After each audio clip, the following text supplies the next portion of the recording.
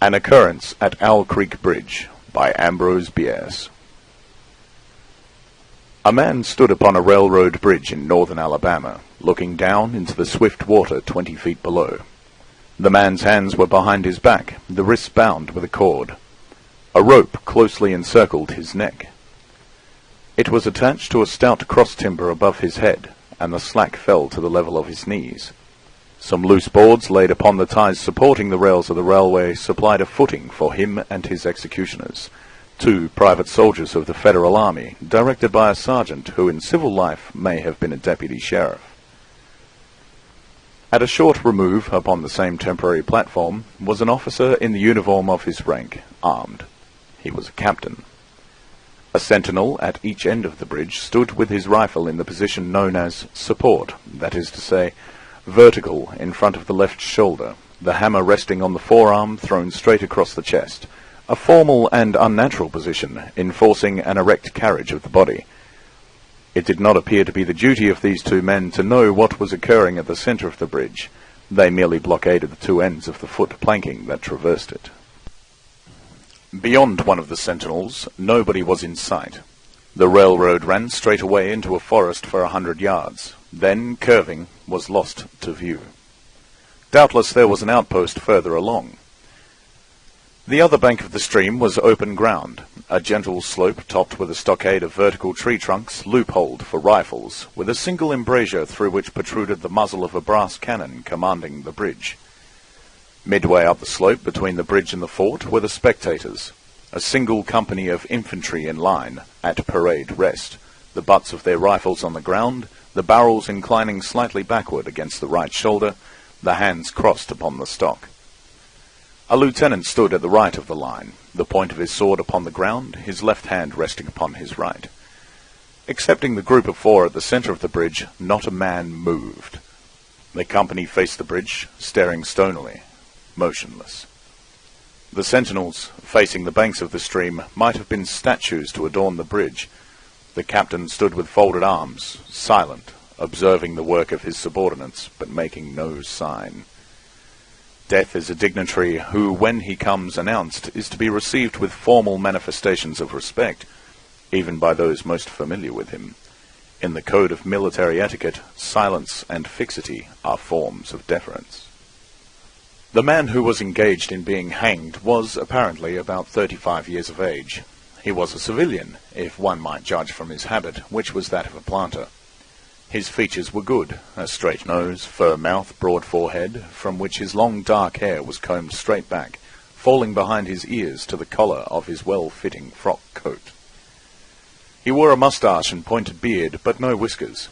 His eyes were large and dark grey, and had a kindly expression which one would hardly have expected in one whose neck was in the hemp. Evidently, this was no vulgar assassin. The liberal military code makes provision for hanging many kinds of persons, and gentlemen are not excluded. The preparations being complete, the 2 private soldiers stepped aside and each drew away the plank upon which he had been standing. The sergeant turned to the captain, saluted, and placed himself immediately behind that officer, who in turn moved apart 1 pace. These movements left the condemned man and the sergeant standing on the 2 ends of the same plank, which spanned 3 of the cross ties of the bridge. The end upon which the civilian stood almost, but not quite, reached a 4th. This plank had been held in place by the weight of the captain. It was now held by that of the sergeant. At a signal from the former, the latter would step aside, the plank would tilt, and the condemned man go down between 2 ties. The arrangement commended itself to his judgment as simple and effective. His face had not been covered nor his eyes bandaged. He looked a moment at his unsteadfast footing, then let his gaze wander to the swirling water of the stream racing madly beneath his feet. A piece of dancing driftwood caught his attention, and his eyes followed it down the current. How slowly it appeared to move! What a sluggish stream! He closed his eyes in order to fix his last thoughts upon his wife and children. The water, touched to gold by the early sun, the brooding mists under the banks at some distance down the stream, the fort, the soldiers, the piece of drift, all had distracted him, and now he became conscious of a new disturbance. Striking through the thought of his dear ones was sound which he could neither ignore nor understand, a sharp, distinct metallic percussion like the stroke of a blacksmith's hammer upon the anvil. It had the same ringing quality. He wondered what it was, and whether immeasurably distant or nearby. It seemed both. Its recurrence was regular, but as slow as the tolling of a death knell. He awaited each new stroke with impatience, and, he knew not why, apprehension. The intervals of silence grew progressively longer, the delays became maddening. With their greater infrequency the sounds increased in strength and sharpness. They hurt his ear like the thrust of a knife. He feared he would shriek. What he heard was the ticking of his watch. He unclosed his eyes and saw again the water below him. If I could free my hands, he thought, I might throw off the noose and spring into the stream. By diving I could evade the bullets, and swimming vigorously reach the bank, take to the woods and get away home. My home, thank God, is as yet outside their lines. My wife and little ones are still beyond the invaders' farthest advance. As these thoughts, which have here to be set down in words, were flashed into the doomed man's brain rather than evolved from it, the captain nodded to the sergeant. The sergeant stepped aside. Peyton Farquhar was a well-to-do planter of an old and highly respected Alabama family. Being a slave owner, and like other slave owners, a politician, he was naturally an original secessionist and ardently devoted to the Southern cause. Circumstances of an imperious nature, which it is unnecessary to relate here, had prevented him from taking service with that gallant army which had fought the disastrous campaigns ending with the fall of Corinth, and he chafed under the inglorious restraint, longing for the release of his energies, the larger life of the soldier, the opportunity for distinction. That opportunity, he felt, would come, as it comes to all in wartime. Meanwhile, he did what he could. No service was too humble for him to perform in the aid of the South, no adventure too perilous for him to undertake, if consistent with the character of a civilian who was at heart a soldier, and who in good faith and without too much qualification assented to at least a part of the frankly villainous dictum that all is fair in love and war. One evening, while Farquhar and his wife were sitting on a rustic bench near the entrance to his grounds, a grey-clad soldier rode up to the gate and asked for a drink of water. Mrs. Farquhar was only too happy to serve him with her own white hands. While she was fetching the water, her husband approached the dusty horseman and inquired eagerly for news from the front. "The Yanks are repairing the railroad," said the man, "and are getting ready for another advance.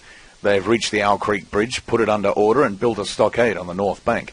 The commandant has issued an order, which is posted everywhere, declaring that any civilian caught interfering with the railroad, its bridges, tunnels, or trains will be summarily hanged. I saw the order." "How far is it to the Owl Creek Bridge?" Farquhar asked. "About 30 miles. "Is there no force on this side of the creek?" "Only a picket post half a mile out on the railroad, and a single sentinel at this end of the bridge." "Suppose a man, a civilian and student of hanging, should elude the picket post and perhaps get the better of the sentinel," said Farquhar, smiling. "What could he accomplish?" The soldier reflected. "I was there a month ago," he replied. "I observed that the flood of last winter had lodged a great quantity of driftwood against the wooden pier at this end of the bridge. It is now dry, and would burn like tinder." The lady had now brought the water, which the soldier drank. He thanked her ceremoniously, bowed to her husband, and rode away. An hour later, after nightfall, he repassed the plantation, going northward in the direction from which he had come. He was a Federal scout. As Peyton Farquhar fell straight downward through the bridge, he lost consciousness and was as one already dead. From this state he was awakened, ages later it seemed to him, by the pain of a sharp pressure upon his throat, followed by a sense of suffocation. Keen, poignant agonies seemed to shoot from his neck downward through every fibre of his body and limbs. These pains appeared to flash upon well-defined lines of ramification, and to beat with an inconceivably rapid periodicity. They seemed like streams of pulsating fire heating him to an intolerable temperature. As to his head, he was conscious of nothing but a feeling of fullness, of congestion. These sensations were unaccompanied by thought. The intellectual part of his nature was already effaced. He had power only to feel, and feeling was torment. He was conscious of motion. Encompassed in a luminous cloud of which he was now merely the fiery heart, without material substance, he swung through unthinkable arcs of oscillation, like a vast pendulum. Then, all at once, with terrible suddenness, the light about him shot upward with the noise of a loud splash. A frightful roaring was in his ears, and all was cold and dark. The power of thought was restored. He knew that the rope had broken, and he had fallen into the stream. There was no additional strangulation. The noose about his neck was already suffocating him, and kept the water from his lungs. To die of hanging at the bottom of a river, the idea seemed to him ludicrous. He opened his eyes in the darkness, and saw above him a gleam of light. But how distant, how inaccessible! He was still sinking, for the light became fainter and fainter until it was a mere glimmer. Then it began to grow and brighten, and he knew that he was rising towards the surface. Knew it with reluctance, for he was now very comfortable. To be hanged and drowned, he thought. That is not so bad, but I do not wish to be shot. No, I will not be shot. That is not fair. He was not conscious of an effort, but a sharp pain in his wrist surprised him that he was trying to free his hands. He gave the struggle his attention, as an idler might observe the feat of a juggler, without interest in the outcome. What splendid effort! What magnificent, what superhuman strength! Ah, that was a fine endeavour! Bravo! The cord fell away. His arms parted and floated upward, the hands dimly seen on each side in the growing light. He watched them with a new interest as first one, then the other, pounced upon the noose at his neck. They tore it away and thrust it fiercely aside, its undulations resembling those of a water-snake. "Put it back! Put it back!" He thought he shouted these words to his hands, for the undoing of the noose had been succeeded by the direst pang that he had yet experienced. His neck ached horribly. His brain was on fire. His heart, which had been fluttering faintly, gave a great leap, trying to force itself out at his mouth. His whole body was racked and wrenched with an insupportable anguish, but his disobedient hands gave no heed to the command. They beat the water vigorously with quick, downward strokes, forcing him to the surface. He felt his head emerge. His eyes were blinded by the sunlight. His chest expanded convulsively, and with a supreme and crowning agony his lungs engulfed a great draught of air, which instantly he expelled in a shriek. He was now in full possession of his physical senses. They were, indeed, preternaturally keen and alert. Something in the awful disturbance of his organic system had so exalted and refined them that they made record of things never before perceived. He felt the ripples upon his face and heard their separate sounds as they struck. He looked at the forest on the bank of the stream, saw the individual trees, the leaves, and the veining of each leaf. He saw the very insects upon them, the locusts, the brilliant-bodied flies, the grey spiders stretching their webs from twig to twig. He noted the prismatic colours in all the dewdrops upon a million blades of grass, the humming of the gnats that danced above the eddies of the stream, the beating of the dragonfly's wings, the strokes of the water-spider's legs, like oars which had lifted their boat. A fish slid along beneath his eyes, and he heard the rush of its body parting the water. He had come to the surface, facing down the stream. In a moment, the visible world seemed to wheel slowly round, himself the pivotal point, and he saw the bridge, the fort, the soldiers upon the bridge, the captain, the sergeant, the two privates, his executioners. They were in silhouette against the blue sky. They shouted and gesticulated, pointing at him. The captain had drawn his pistol, but did not fire. The others were unarmed. Their movements were grotesque and horrible, their forms gigantic. Suddenly he heard a sharp report, and something struck the water smartly within a few inches of his head, spattering his face with spray. He heard a second report, and saw one of the sentinels with his rifle at his shoulder, a light cloud of blue smoke rising from the muzzle. The man in the water saw the eyes of the man on the bridge gazing into his own through the sights of the rifle. He observed that it was a grey eye, and remembered having read that grey eyes were keenest, and that all famous marksmen had them. Nevertheless, this one had missed. "Company, attention! Shoulder, arms! Ready! Aim! Fire!" Farquhar dived as deeply as he could. The water roared in his ears like the voice of Niagara, yet he heard the dull thunder of the volley, and rising again towards the surface, met shining bits of metal, singularly flattened, oscillating slowly downward. Some of them touched him on the face and hands, then fell away, continuing their descent. One lodged between his collar and neck. It was uncomfortably warm, and he snatched it out. As he rose to the surface, gasping for breath, he saw that he had been a long time under water. He was perceptibly farther downstream, nearer to safety. The soldiers had almost finished reloading. The metal ramrods flashed all at once in the sunshine as they were drawn from the bannels, turned in the air, and thrust in their sockets. The two sentinels fired again, independently and ineffectually. The hunted man saw all this over his shoulder. He was now swimming vigorously with the current. His brain was as energetic as his arms and legs. He thought with the rapidity of lightning. The officer, he reasoned, will not make the martinet's error a second time. It is easy to dodge a volley as a single shot. He has probably already given the command to fire at will. God help me, I cannot dodge them all. An appalling splash within 2 yards of him was followed by a loud, rushing sound, diminuendo, which seemed to travel back through the air to the fort and died in an explosion which stirred the very river to its deeps. A rising sheet of water curved over him, fell down upon him, blinded him, strangled him. The cannon had taken an hand in the game. As he shook his head free from the commotion of the smitten water, he heard the deflected shot humming through the air ahead, and in an instant it was cracking and smashing the branches in the forest beyond. They will not do that again, he thought. The next time they will use a charge of grape. I must keep my eye upon the gun. The smoke will appraise me. The report arrives too late. It lags behind the missile. That is a good gun. Suddenly, he felt himself whirled round and round, spinning like a top. The water, the banks, the forest, the now distant bridge, fort, and men, all were commingled and blurred. Objects were represented by their colours only. Circular, horizontal streaks of colour. That was all he saw. He had been caught in a vortex and was being whirled on with a velocity of advance and gyration that made him giddy and sick. In few moments he was flung upon the gravel at the foot of the left bank of the stream, the southern bank, and behind a projecting point which concealed him from his enemies. The sudden arrest of his motion, the abrasion of one of his hands on the gravel, restored him, and he wept with delight. He dug his fingers into the sand, threw it over himself in handfuls, and audibly blessed it. It looked like diamonds, rubies, emeralds. He could think of nothing beautiful which it did not resemble. The trees upon the bank were giant garden plants. He noted a definite order in their arrangement, inhaled the fragrance of their blooms. A strange roseate light shone through the spaces amongst their trunks, and the wind made in their branches the music of aeolian harps. He had not wished to perfect his escape. He was content to remain in that enchanting spot until retaken.